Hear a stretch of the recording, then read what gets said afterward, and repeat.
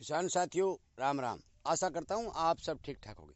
साथियों, आज मैं उस नरमे के बीच में आया हूँ जिसमें केवल और केवल मेरे द्वारा बताई गई रीठा, तुम्बा और नीम ऑयल की 3 स्प्रे निकाली हुई हैं। साथियों, मैं आपको बता देना चाहता हूँ कि बहुत से किसानों ने जहर का भी इस्तेमाल किया है और बहुत से किसानों ने जो मैंने स्प्रे बताई उस स्प्रे का भी इस्तेमाल किया है। मैं आपको बता देना चाहता हूँ कि सबसे पहले तो कुछ किसानों के मेरे पास फ़ोन आ रहे थे कि ताऊ जी ये फार गिर रहा है, हम क्या करें। साथियों, मैं आपको बता देना चाहता हूँ कि अब लगातार 4-5 दिन से पिछुआ हवा चल रही है। मैं जिस नरमा के खेत में घूम रहा हूँ उस नरमा के खेत के अंदर मैं देख रहा हूँ भी एक भी गुड्डी नीचे नहीं गिरी हुई है। और सबसे खास बात यह है कि जो भी सफ़ेद फूल नरमा के अंदर आ रहे हैं वो बहुत ही जल्द अपना रंग बदल के लाल और गुलाबी बन के टिंडे के रूप में अपना प्रदर्शन कर रहे हैं।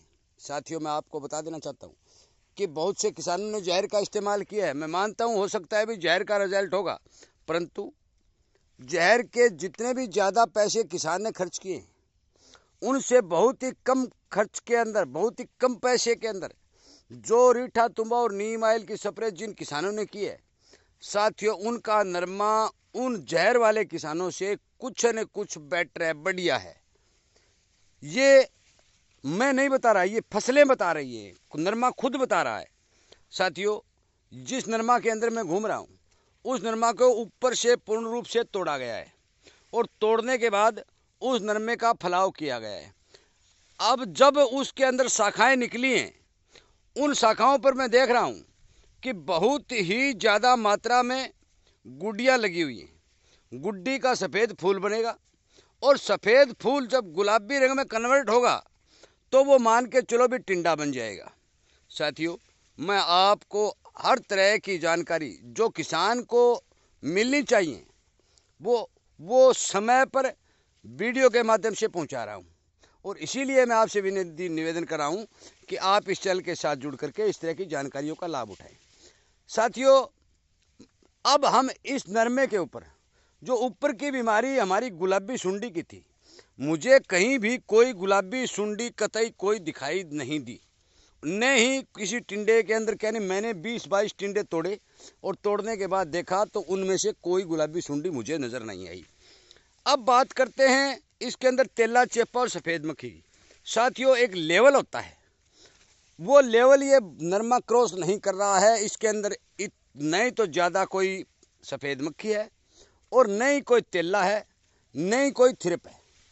साथियों, इक्का दुक्का जो जीव फसल के अंदर होते हैं वो तो अलग बात है, परंतु इस नरमा के अंदर कहीं भी ज़्यादा किसी बीमारी का प्रकोप मुझे नज़र नहीं आ रहा है। मैं बता देना चाहता हूँ कि अब इस नरमे को हम बचाए रखने के लिए हम लगातार यदि इसकी जड़ की ओर ध्यान देंगे भी इसकी जड़ खराब न हो जाए, तब हमें सही रूप से कामयाबी मिलेगी।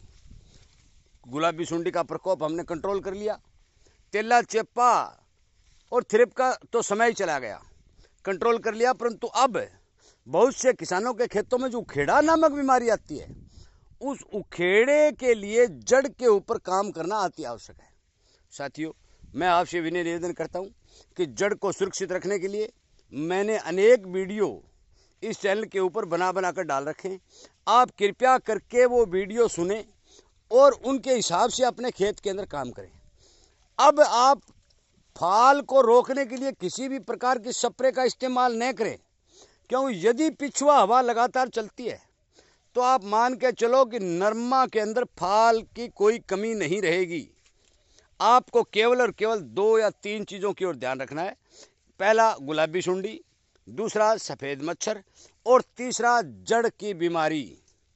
यदि आप तीनों ही चीज़ों के ऊपर विशेष रूप से अपने नरमे को बचा सकेंगे तो मान के चलो कि आपका नरमा अच्छा प्रोडक्शन देने को बिल्कुल तैयार है।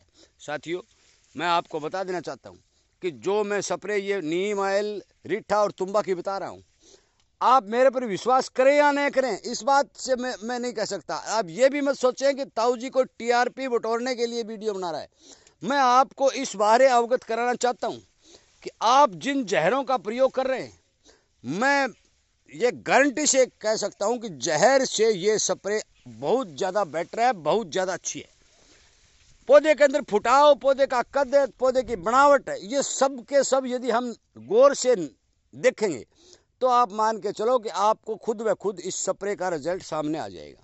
साथियों, हो सकता है कि जहर से पौधा स्ट्रेंथ में आता हो और अपना काम कम करता हो, परंतु ये कोई जहर नहीं है, ये जैविक है। जैविक का असर हमेशा ही किसान के लिए बेटर रहता है।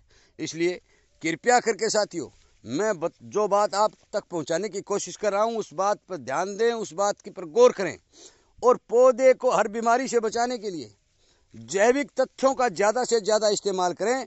ये देख ले, ऊपर से तोड़ा हो, ये मैं टिंडे दिखा रहा हूँ, इस नरमों को जो ऊपर से तोड़ा है तो पत्ते पत्ते के अंदर टिंडे भी बने हुए हैं लगातार, और गुडियाँ भी बनी हुई हैं। परंतु तोड़ना नहीं तोड़ना वो तो ज़्यादा हाइट वाले नरमे की बात है, अभी ज़्यादा हाइट लेता है तो आप तोड़ सकते हैं। परंतु सबसे जो ज़रूरी बात है वो है कि गुलाबी सुंडी की आप लगातार निगरानी करें, सफ़ेद मच्छर का ज़्यादा प्रभाव नहीं बढ़ने दें और जड़ के ऊपर विशेष तौर पर काम करें।